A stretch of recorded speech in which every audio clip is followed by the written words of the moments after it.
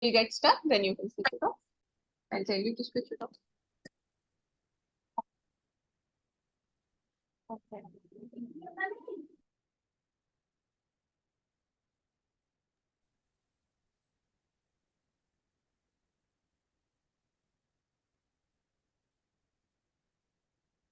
All right. Okay, so you are in class 12th, right? Yes. So how does it feel to be a 12th now?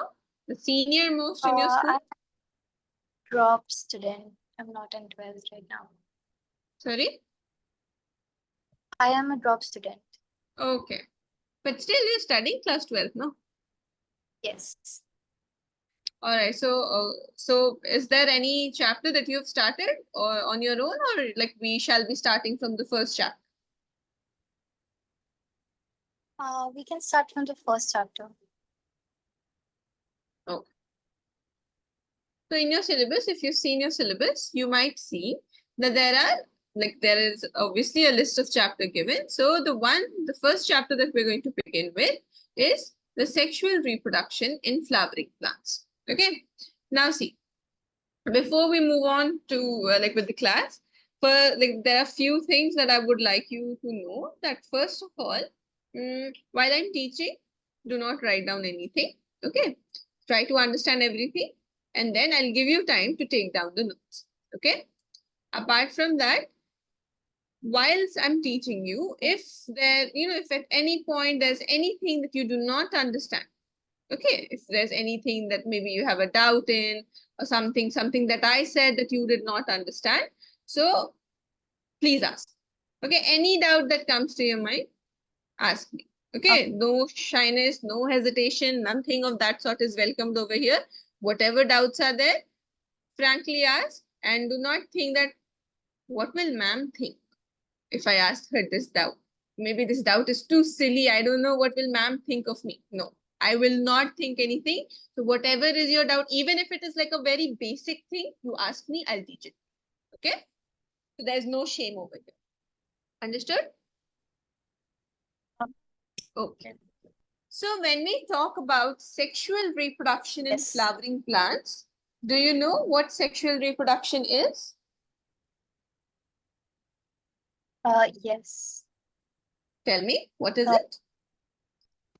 It's formation of new breed with the help of a male and female flower. Okay. What else? Um, Formation of See, formation of new generation. yeah, that happens in asexual reproduction also. I'm just talking about sexual reproduction, not of plants or of animals in general. What do you understand by sexual reproduction? That's my question. It happens between both male and female. It requires two. Right? So when we talk about sexual reproduction, this is the kind of reproduction in between that takes place in between the male and the female. How? The male and the female, they synthesize their gametes. So the male gametes and the female gametes, and then those gametes, they fuse in order to form a zygote. Okay, so that is how sexual reproduction happens. And it is much more superior and better as compared to the asexual reproduction. Now see, when we talk about the flowering plants, so the flowering plants are the angiosperms. Now, when we talk about the sexual reproduction, there are a few things that we're going to talk about in this particular chapter. So what are those things? There's morphology, meaning external appearance of the plant, structure of the plant, and all the different processes that are involved during sexual reproduction. Clear? Now the whole entire sexual reproduction, like whole entire cycle, it has been divided into three major steps or three major stages. What are the stages? There's pre-fertilization stage, fertilization stage, and then post-fertilization stage. Meaning everything that will happen before the fertilization is called as pre-fertilization.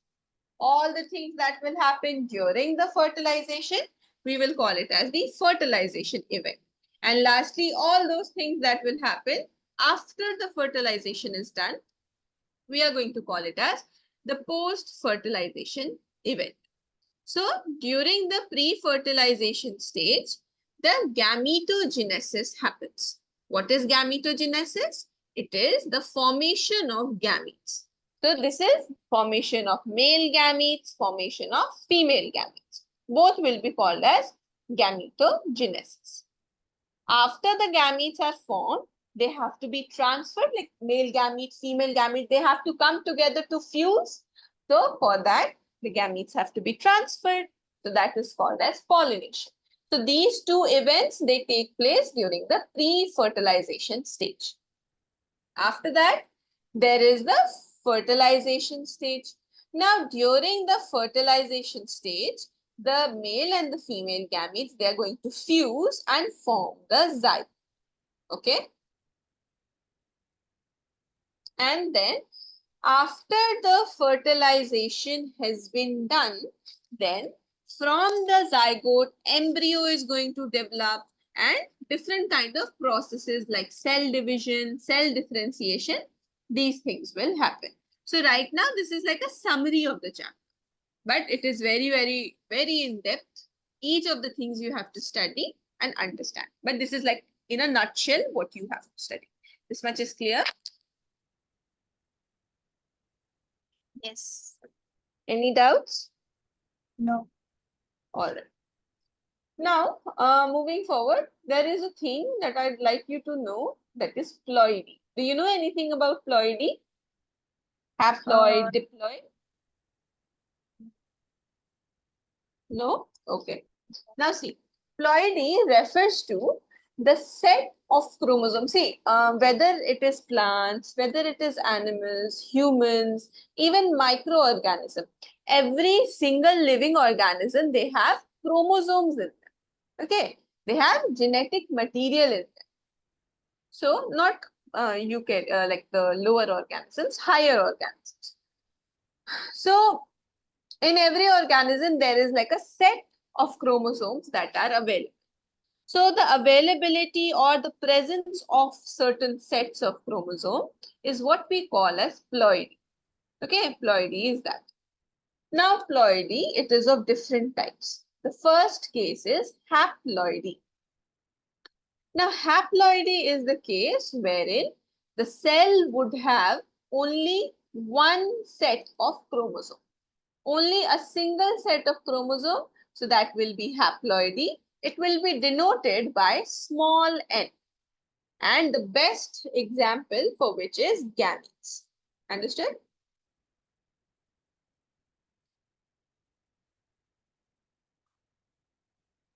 Hmm?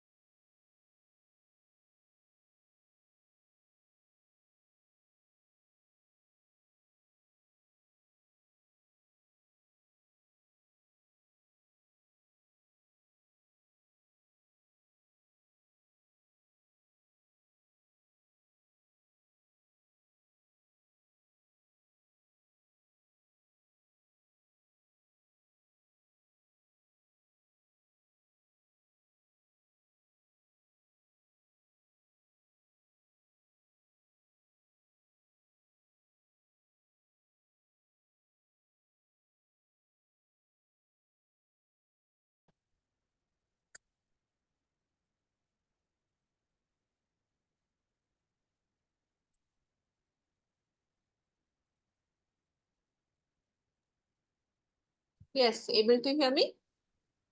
Sorry? Are you able to hear me? Yes, yes. Is my voice like properly audible to you? Yes. Also, I would suggest it would be better if you use your earphones. That way, you would have a very clear this thing. But then you didn't hear me. Hmm? Then I I won't be able to hear you. Yes. Okay, then it's okay. You are able to hear me, no? Yes. Okay. So I was talking about haploidy. So haploidy is the phenomena wherein any cell would have one set of chromosomes. Okay.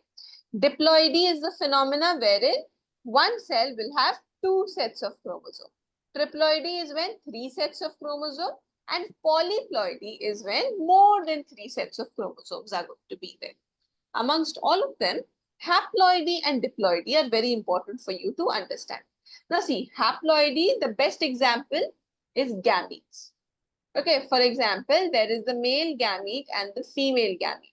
So male gamete is haploid, the female gamete is haploid. So when they fuse, a diploid zygote is made. Okay, meaning one set from male gamete, one set from female gamete makes two sets in the zygote. Clear? So this is the whole entire thing about ploid. Example for diploidy is zygote. The body cells are there. Normal body cells of the plants, of animals are diploid. Example of triploid is endosperm.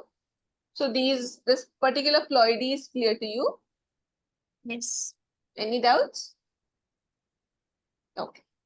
Now, so when we talk about the sexual reproduction in flowering plants, there is a flower that we have to study. Okay, flowers are very, very important. Now, can you tell me what is the importance of a flower? Um, for formation of gametes, Hmm. and then it is also important to attract pollinators. Yep, definitely. What else? That's all. Other than that, they're very beautiful to look at, isn't it? So see, when we talk about a flower, it is a structure of the plant that contains all the parts, whether the reproductive parts, whether the accessory parts, everything is present in the flower. And as far as the reproduction is concerned, all those parts that are required during the reproduction, those are present in a flower. So right here in front of you is the diagram of a flower that shows the different parts. Now let us see each one. Now see, first thing is that, do you see like the stem portion?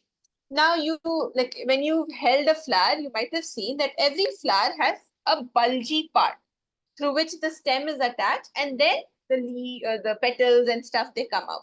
So that bulgy part that is at the base of a flower is what we call as a thalamus, or you can call it as a receptacle.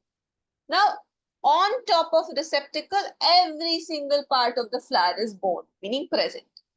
So there is your sepal, there are petals, and right in the middle you can see the female reproductive structure. Then at the periphery you see the male reproductive structures.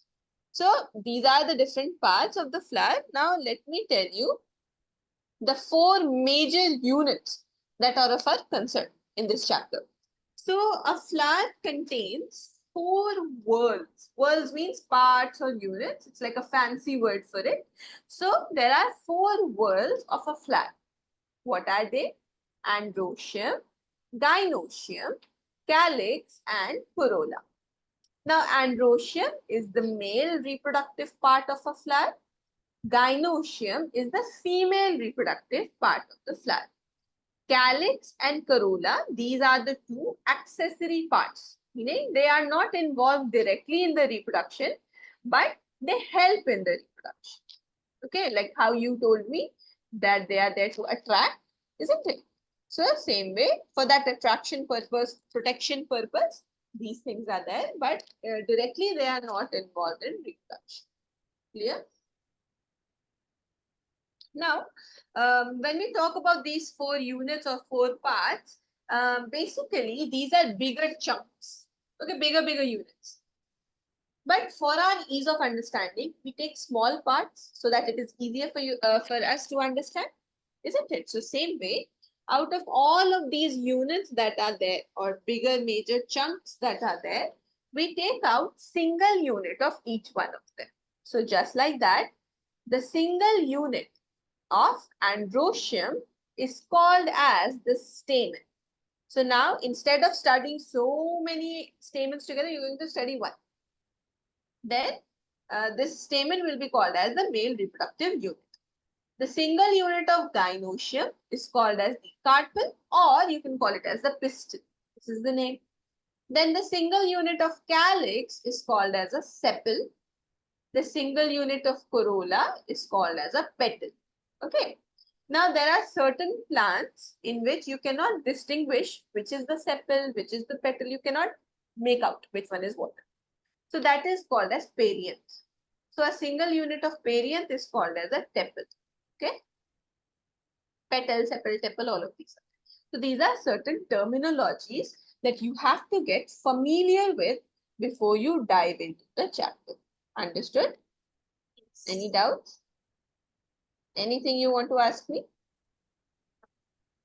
Is the speed that I'm teaching fine with you? Because I tend to speak very fast. So is it fine? Okay. Now see, there is one thing. If you ever get confused on like whether androecium is the male, gynoecium is the male, which one? So always remember gynecologists are for females. So gynoecium is the female part. Like that. Understood? So up until now, this is all there is to know about the units of a flower. Now see, let us spot each of these things. So now in a flower, the brightly colored ones will be the petals, obviously. And when the flower is in a bud stage, when it is closed like this. So when it is in the bud stage, the leaf-like structures that could protect the flower in a bud stage are called as sepals. Okay, they are called as sepals. Then right in the middle, the part that you see, it is the diagram of a pistil or a carpel. Okay, and it is made up of 3 different parts. And then on the periphery, the long structure, these ones that you see, these are the stamens. That is the male reproductive parts. All of them together will be called as the androecium. But since we are going to study one, so we'll call it as the stamen. Any doubts? Okay. So now, see, the diagram of a flower is something that you should know how to draw. Okay, now apart from all of this, I'd like to tell you few more things. Like this is the topic that I've discussed up until now. Now, as far as the diagrams are concerned, now see how in this diagram, you can see the labeling is all on the sides, like right side, left side, top, bottom, everywhere, isn't it? It's very jumbled. So it looks very unprofessional.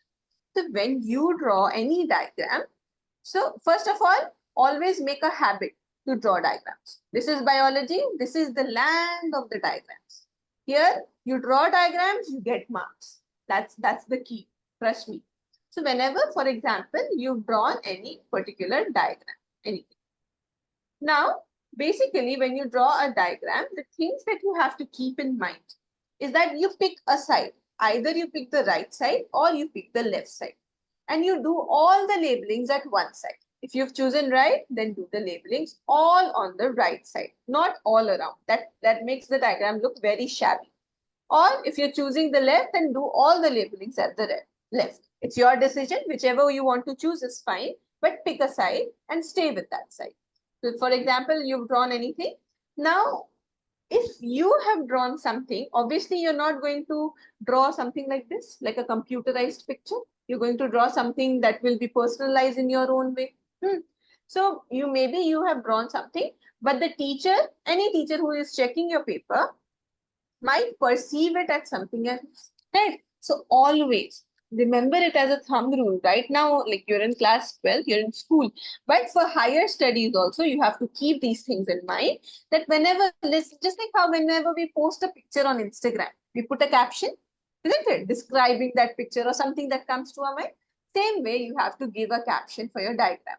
And how do you do that? You write figure, put a colon, and then you write whatever you've drawn, whatever it is, XYZ. So now when you've drawn this, the teacher would understand, okay, this is what you are meaning and this is what the purpose of your diagram is. Understood? So these rules are very important as far as the diagrams are concerned. And apart from that, what else was I going to say? Wherever, like, so for example, there is a 2 marks question. These things are tips and tricks that I'm telling you that will always help. And yeah, one more thing, like apart from the syllabus that I'm teaching, Like all the chapters, obviously, I'm going to teach you. I'll be your biology teacher. So all the chapters that I will be teaching you. Apart from that, if you have any difficulty in terms of your own personal like studies, like you're having difficulty in learning biology, because many a times class 12 biology is easier than 11th, but it is lengthy. It's very, very lengthy. The number of chapters are less, but the length of the chapters are a lot. So it tends to get very difficult when we learn it. So for that, if you need any tips and tricks, you can ask me. If there's any help that you need from my side as far as the biology is concerned, physics, chemistry, I can't take any charge. But as far as biology is concerned, you can ask me whatever your doubt is. Okay. The only thing that I want to mention is that remove the hesitation. Talk to me in the class. That's all. Like the more you talk to me, the more you ask, like, ma'am, you've said this. Why? Ma'am, can you tell me why? Ma'am, I don't know. Please tell me. So ma'am is here for your like any doubts that you understood. Okay, now you note down. First of all, you write disploidy part. This is going to help you in human reproduction, in everywhere in the biology. Okay, so you note down this part and then you move on to the main chapter. Now, while you're noting down, you can switch off your video, write down comfortably. Okay.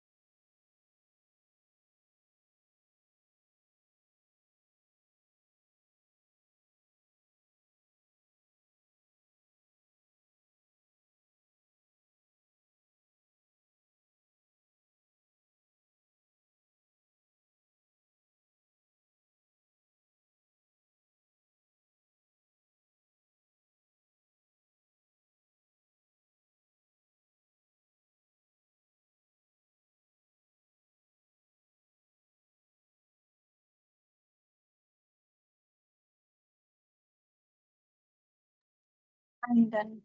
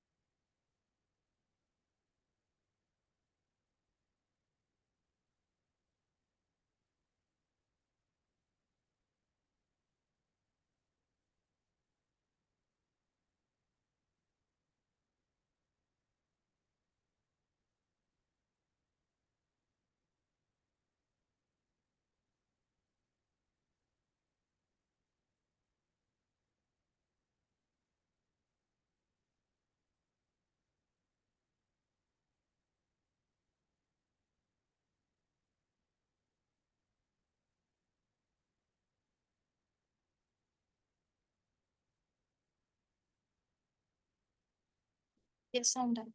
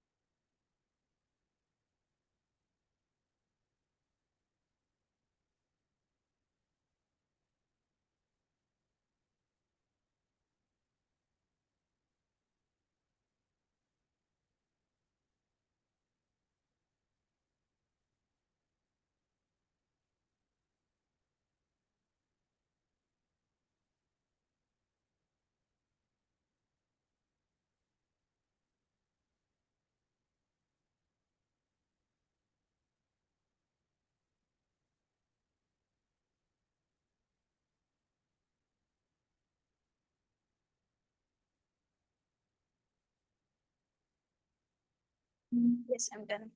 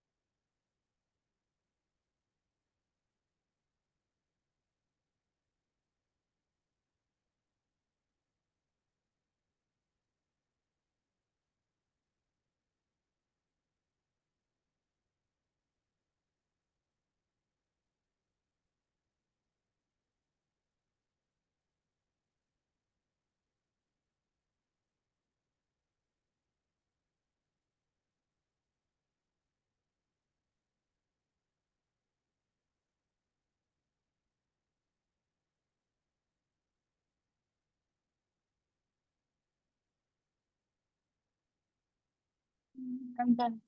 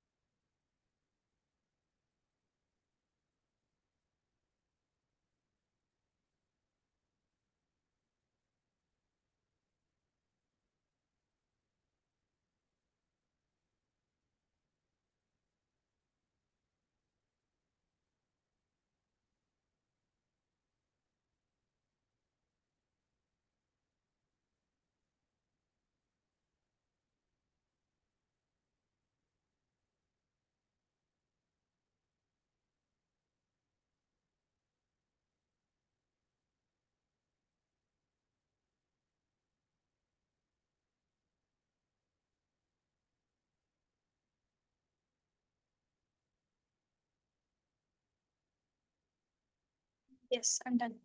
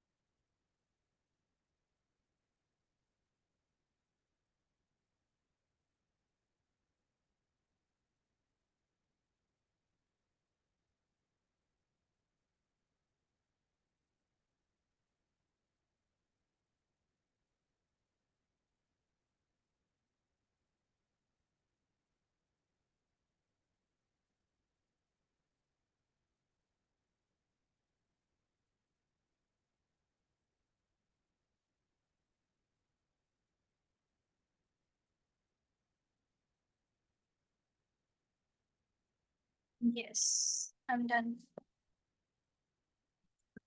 All right. Any doubts up until now? Oh. Now moving forward. Sure. No doubts. Yes. Okay. So now moving forward, there's this one thing that I'd like to do with you. Let me just share my screen. Okay. Are you able to see the screen? Yes. All right. So right in front of you, you see certain 7 questions are there. And this is sort of like a diagnosis for me to understand how much of your concept is clear or not, or whether or not you would need some classes for it. Okay. So these questions, each of these questions carry certain marks with them. So the answer that you have to give will be according to the marks, meaning 2 marks question, tiny answer, 5 marks question, descriptive answer. Okay, and you have to orally answer. You don't have to write down, you just have to speak. Okay. Whatever comes to your mind, speak nice. All right, first question. Also, whenever, if you don't know any question, you can tell me. We can go on to the next question. Okay, this is just a casual thing. Like that. Okay, so who proposed the cell theory? Um.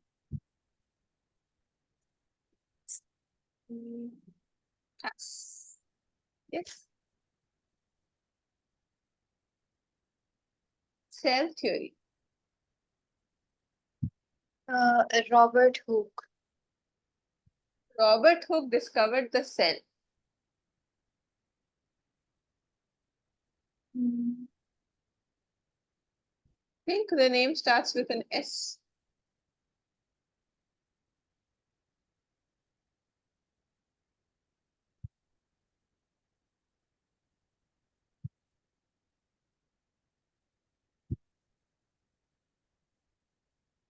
No?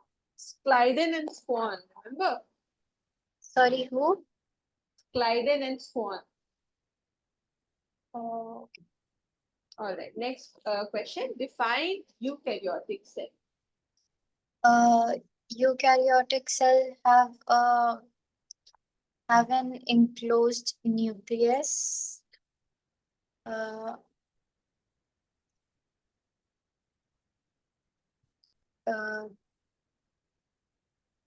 Eukaryotic cell have an enclosed nucleus, and they're found within like smaller units of organisms, and they are classified under the kingdom Eukaryota. Eukaryotes. No. No? Okay, can you name 2 organisms that are eukaryotic? What are we? Are we eukaryotic or prokaryotic? Sorry? What are we? Humans? Are we eukaryotic or are we prokaryotic? We are prokaryotic. We are eukaryotes. Yeah. Okay. All right. Okay. Next question. What is the chief photosynthetic pigment? First, you tell me that. Chloroform. Chloroform. Chlorophyll. Chlorophyll. Chloroform is this thing, the gas that is used to make a person unconscious. And what is the role of the chlorophyll in photosynthesis? What does it do? Chlorophyll absorbs the sunlight. Hmm.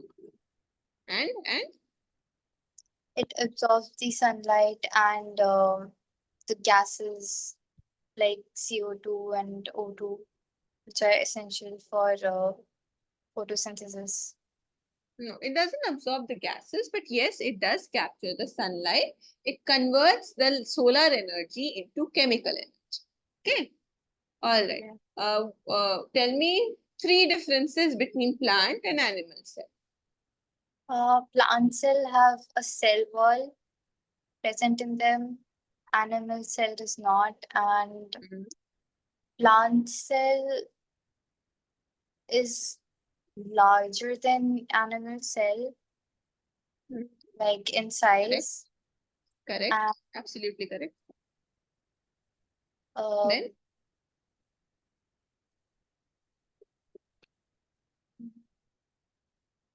the basic difference between plant and animal. Mention that point.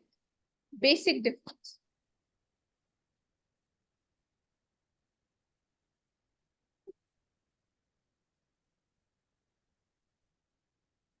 I The don't. plant cells, they have chlorophyll. Chlorophyll Oh, bearing cell organelle they have, and the animal cells do not.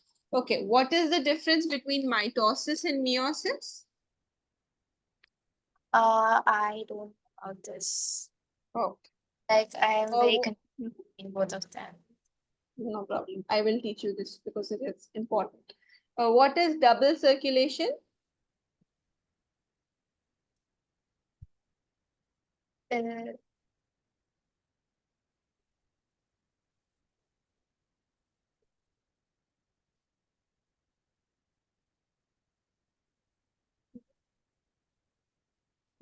I don't know. No problem.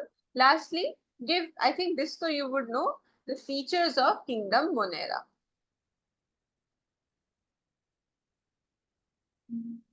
It's the bacterial kingdom. Now you can answer.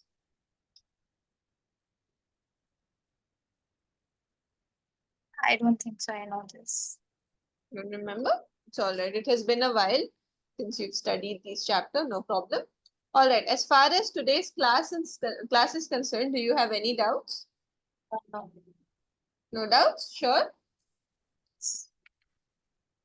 Okay. Now see, let us see what are the next things that we will be studying from the next class onwards. So now, after, like we have seen a basic discussion of the different parts of the flower. Now you're going to see each one of it. Like for example, stamen, which was the male reproductive part. You will see each of it. So you can say what it is made up of, what it is responsible for doing. Okay, and then what are the number of like pollen, like this thing, how it makes the gametes. Okay, like what is the process that involves. So for that, I will teach you mitosis and meiosis both. They are very, very important. Okay, and then we're going to see the different structures of the male gamete of the plant, and then we're going to move on to the female gamete as well. Okay, so microsporogenesis, that is formation of the gametes in the case of male plants. So all of these things we're going to start from the next class.